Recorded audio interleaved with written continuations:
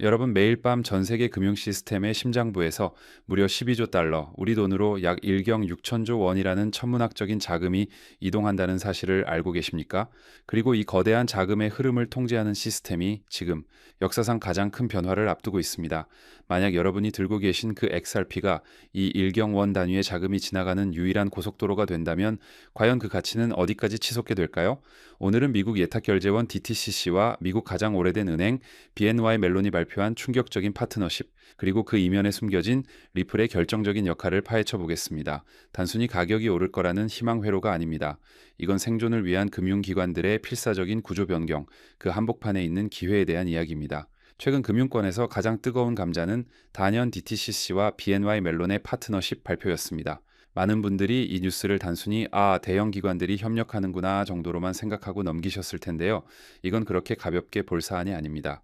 이 파트너십의 핵심은 미국 국채 청산 의무화라는 거대한 규제 변화에 대응하기 위한 생존 전략이기 때문입니다. DTCC는 미국 주식과 채권 시장의 모든 거래를 정산하고 보관하는 사실상 미국 금융의 중앙신경망입니다. 그리고 B&A 멜론은 전 세계 46조 달러 이상의 자산을 수탁 관리하는 세계의 금고죠.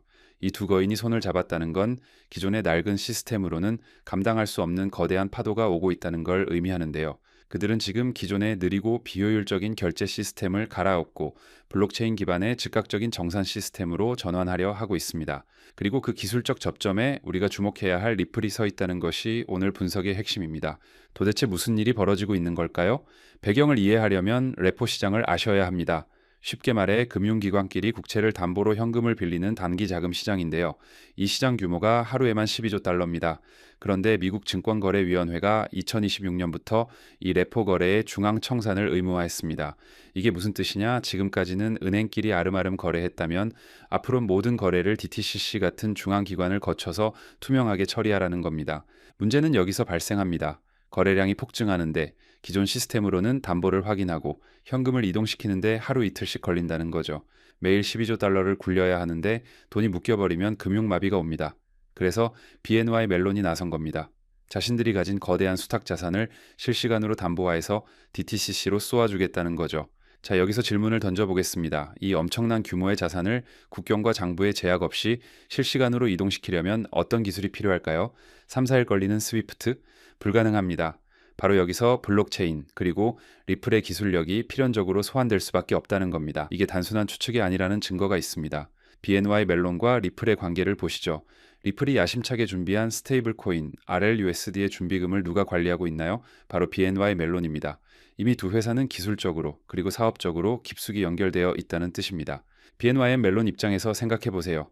전 세계 고객들의 자산을 토큰화해서 DTCC로 보내야 하는데 가장 안정적이고 규제를 준수하며 속도가 검증된 파이프라인이 필요합니다. 현재 미국 시장에서 규제 명확성을 확보하고 동시에 글로벌 은행들과 수년째 테스트를 마친 네트워크는 리플의 XRP 레저가 독보적입니다. BNY 멜론이 구축하려는 글로벌 담보 관리 플랫폼에 리플의 기술이 플러그 앤 플레이 방식으로 결합될 가능성이 매우 높다는 분석이 나오는 이유입니다. 리플은 단순히 코인을 파는 회사가 아닙니다. 이 거대한 12조 달러짜리 레포 시장의 윤활유가 되기 위해 지난 10년을 준비해온 겁니다. 이 흐름에 확신을 더해주는 인물이 있습니다. 바로 DTCC의 디지털 자산 책임자 나딘 차카입니다.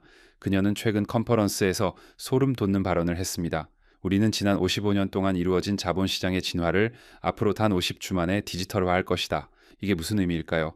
50주면 약 1년입니다. 금융기관들은 보통 5년, 10년 단위로 계획을 씁니다.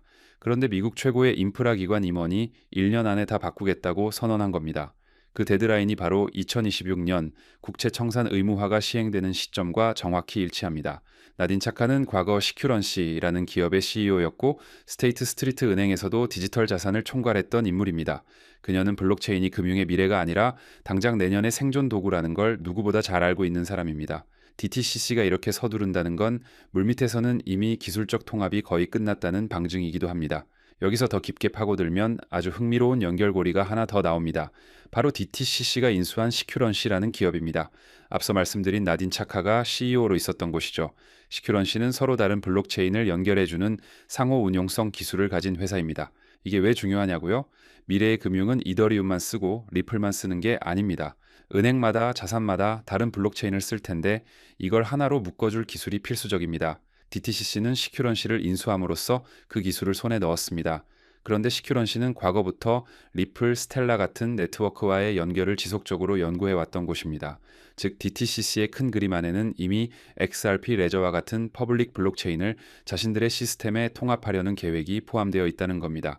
12조 달러의 자금이 움직이는 길목에 리플이 호환되도록 판이 짜여 있다는 것이죠. 자, 거시적인 이야기는 여기까지 하고 이제 우리 같은 개인 투자자 XRP 홀더들에게 직접적으로 와닿는 이야기를 해보겠습니다. 기관들이 판을 깐다면 우리는 거기서 무엇을 얻을 수 있을까요?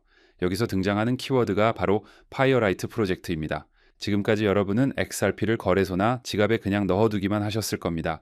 가격이 오르기만을 기다리면서요. 하지만 파이어라이트는 다릅니다. XRP를 보유하면서 동시에 이자 수익을 얻을 수 있는 구조를 만듭니다. 스마트 컨트랙트의 리스크를 담보화해서 수익을 창출하는 방식인데요. 쉽게 말해 내 XRP가 가만히 노는 게 아니라 금융 시스템의 일부로서 역할을 수행하고 그 대가로 보상을 받는 겁니다. 이것은 페이팔이나 레볼루트 같은 핀테크 기업들이 도입할 수 있는 확장성을 가지고 있습니다.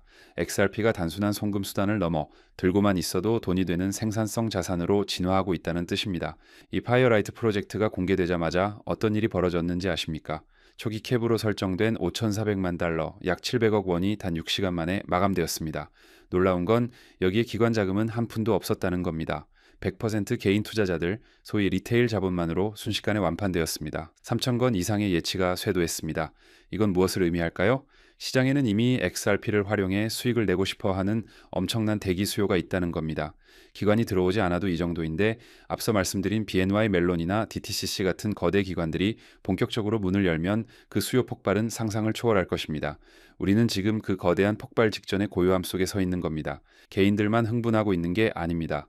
월가의 스마트 머니는 이미 움직이고 있습니다. 1900조 원을 굴리는 프랭클린 템플턴을 보십시오.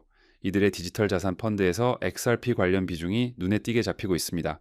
최근 데이터에 따르면 약 1920만 달러 가치를 기록했는데요. 이는 단순한 정찰병 수준을 넘어선 규모입니다. 게다가 그레이스케일의 최근 보고서는 더 충격적입니다. 그들은 현재 토큰화된 자산 시장은 전체 시장의 0.01%에 불과하다라고 진단했습니다.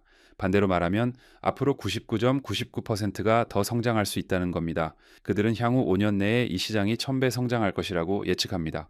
여러분 이 배 3배가 아니라 1000배입니다. 12조 달러 레포 시장의 토큰화, 부동산의 토큰화, 주식의 토큰화 이 모든 것들이 이제 막 시작되었고 그 인프라의 가장 앞단에 리플이 있습니다. 지금의 가격 등락에 일희일비할 때가 아니라는 데이터가 이렇게 명확합니다. 오늘 내용을 정리해 보겠습니다. DTCC와 BNY 멜론은 2026년 규제 변화에 맞춰 12조 달러 시장을 블록체인 위로 옮기고 있습니다. 나딘 차카는 1년 안에 55년 치 변화를 끝내겠다고 선언했습니다. 리플은 BNY 멜론의 파트너로서 그리고 DTCC가 인수한 기술적 기반 위에서 이 자금 흐름을 담당할 가장 유력한 후보입니다. 우리는 지금 투기를 하는 것이 아닙니다. 미래 금융 시스템에 지분을 선점하고 있는 것입니다. 2026년 모든 시스템이 가동되기 시작하면 그때는 늦습니다. 기관들이 들어오고 시스템이 완성되어 누구나 알게 되었을 때 XRP는 지금의 가격일 수 없습니다. 지금 이 달러 미만의 가격대, 누군가에게는 지루한 횡보로 보일지 모르지만 데이터를 아는 우리에게는 다시 오지 않을 일생일대의 매집 기회일 수 있습니다. 눈앞의 차트만 보지 마시고 거인들이 움직이는 발자국을 보십시오. 그 발자국이 향하는 곳에 여러분의 부가 기다리고 있습니다. 오늘 준비한 소식은 여기까지입니다. 오늘 영상 유익하셨다면 구독과 좋아요 한 번씩 부탁드리고요. 저는 다음에 더 좋은 정보와 소식으로 찾아뵙겠습니다. 여러분의 성공적인 투자를 기원합니다. 감사합니다.